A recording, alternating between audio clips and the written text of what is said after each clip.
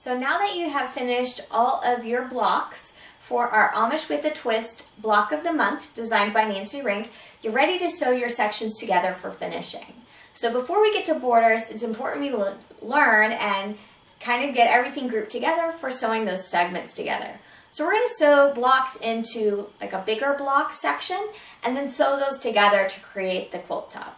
So this is the center section. You're going to use your mosaic star block in the center. You have 5 of those. One goes here, and then you're going to use your blocks 7A and 7B to create this center segment. We showed this in one of our previous months on how to sew this together.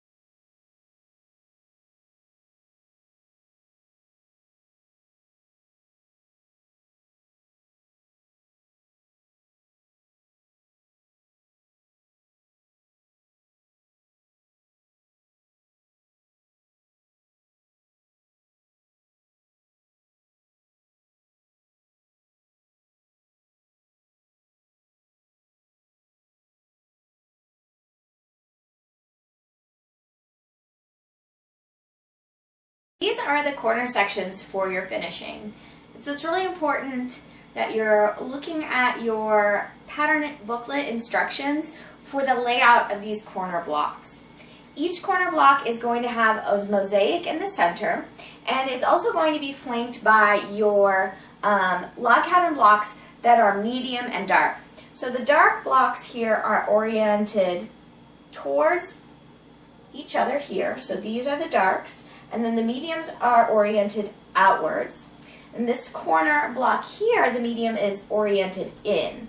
So it creates a stripe of the mediums here. And then this, along with your first block from month 1, that creates a stripe of mediums here. And then these blocks have the medium and the dark values to create kind of a block effect. So make sure that when you're sewing these, you're sewing these into rows. And then it's like a big 9 patch is what it is. And then you sew those rows together into these corner sections.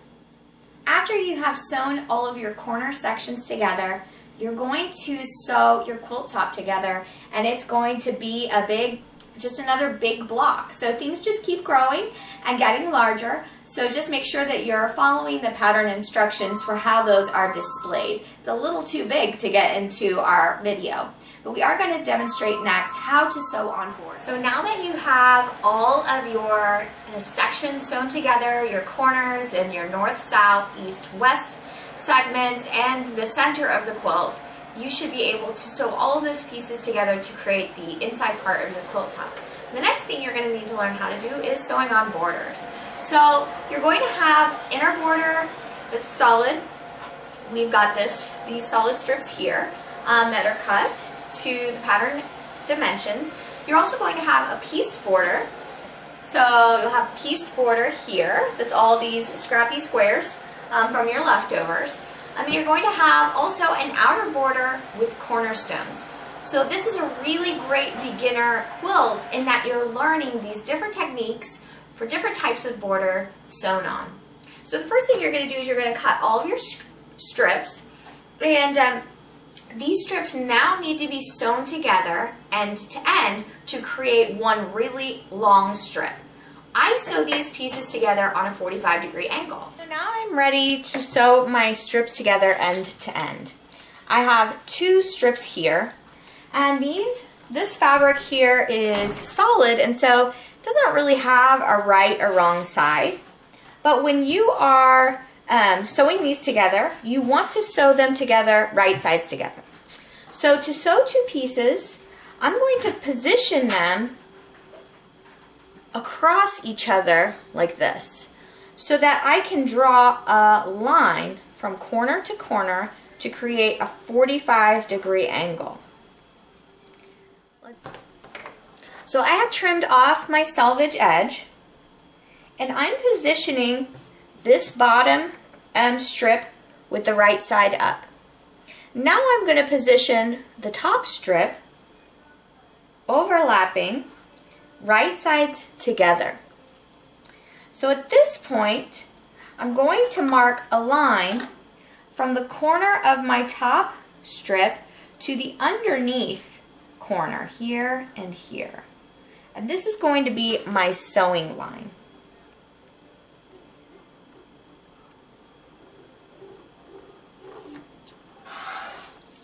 When you sew strips together on this 45-degree angle, and then you open them up, so I've got this long strip here, and when you open that up, you can see that that will create a 45-degree seam, and that reduces the bulk.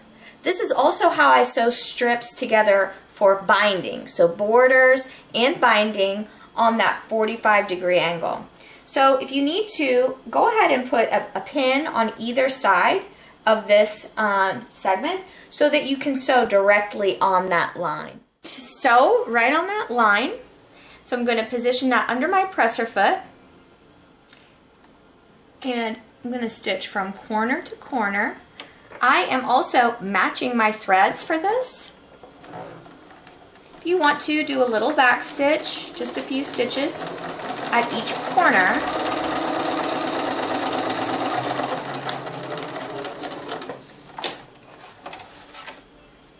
So now when I open this up, I have this nice straight, my edges are all straight, and that seam is ready to be trimmed because I don't want this triangle flap here.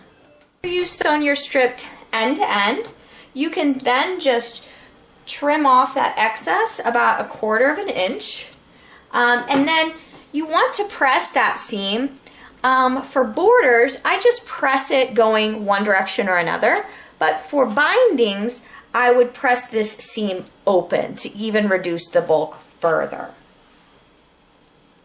So now I have that seam pressed, and this is going to be the first border that gets sewn on my quilt. So after I've sewn 2 strips together, I know that where that seam is, that is the right side of the fabric, so I continue to lay that facing up. And then I have all of this already sewn together here, all of my other strips. So I'm just going to finish sewing this last strip on by placing this section right sides together.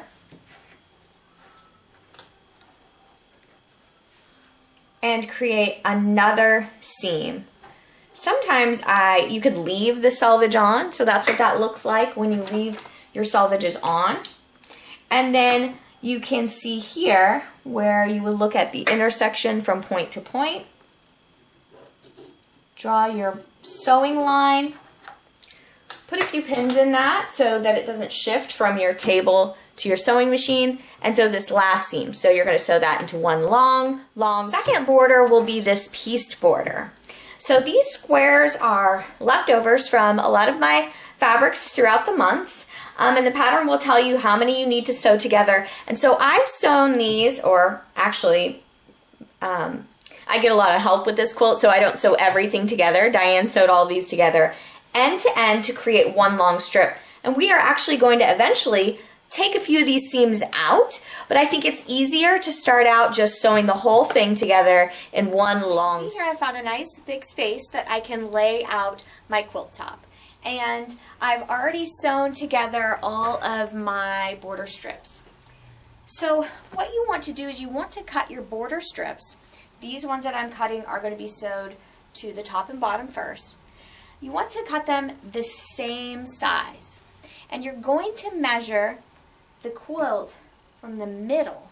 So I'm going to lay out my inner border strips This one is hanging off the edge a little bit over here. And I'm just going to lay it so it's nice and flat. And I'm just looking at my quilt as far as my seam goes to see that that's going to be one long strip. The selvage on this end, make sure that's nice and straight and even on this side here. Now I'm going to come back over here to this side and I'm going to cut this strip even as well. So now I have one border strip cut that's the exact same size as the inside of my quilt. Now I'm ready to cut my second border strip. This strip down right on top of my other strip. Again, making it nice and even on this side. Laying it right down. It's not stretching. I'm not stretching it. I'm just making sure that it's flat, that there's no wrinkles, it's not twisted in any way. And now I'm going to cut this strip the exact same size as my first one. All right. So now I have two strips that are exactly the same size as the middle of my quilt. Next, I'm going to pin these strips to the top and bottom of my quilt right on the edge, and I'll show you how I pin them. So now I've laid out my border strip. It is totally even over here on this side of my quilt top. And as I laid that out, when I come to the end here, you can see it is not even. So when we are going to pin, I need to stretch this to the very edge and pin that, knowing that there's a little bit of bulk on the bottom, on the quilt top, because the center of my quilt maybe is a different dimension than this very far edge. Now I've pinned my inner border, easing that edge all the way to the corner. So I always put my pins at my corners first, and then I work my way into the middle, so that you can see here that now everything is lined up and even on both sides. Now I know that that quilt top is a little bit longer than that binding strip, but as I sew, that bigger side, which is the bottom, is going to be on the bottom of my sewing machine, and your feed dogs will help to kind of pull that along. And make sure that you never ever just sew your strip and then cut it off, because that will result in some pretty wavy borders. I'm going to go ahead and pin this same size strip that I cut onto the opposite side of my quilt. So here is my second side that I'm sewing, opposite that I just pinned, and you can see just how much that differs from the opposite side. So I'm going to go ahead and pull that strip and pin it in both corners. Now I've put a pin in both corners here, and I have not pinned anything else. So you can see I have an inch that needs to be eased in. It sort of starts to kind of pull on itself. So what I do is I come to the center now, and I just try to disperse that fullness and split it in half. So there's a little bit of pull on that corner, and there's going to be a little pull on this corner also. So I put my pin in the center, and now I'm just working on this half.